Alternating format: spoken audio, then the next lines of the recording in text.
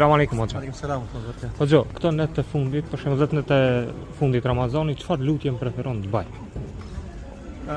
Pasisht 10 që i fundit janë netët më të privilegjuara besimtarëve të umetit Muhamedit sallallahu alaihi wasallam, siç janë 10 ditë të Dhul-Hijhes, janë 10 natë e fundit të Ramazanit, për arsye se gjendet nata e Kadrit.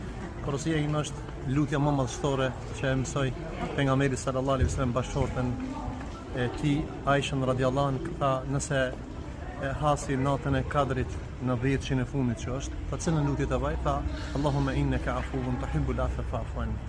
Ne kemi nevojë për falje të Zotit dhe vazhdimisht duhet me lut Zotin rregullisht, po sidomos në këtë net veçantë, fokusi i çdo besimtari duhet me kanë me arrit faljen, me çliruar shpirtin dhe zemrën nga çdo e keqe, nga hasedi, nga punët e fllihta, nga punët e këqija.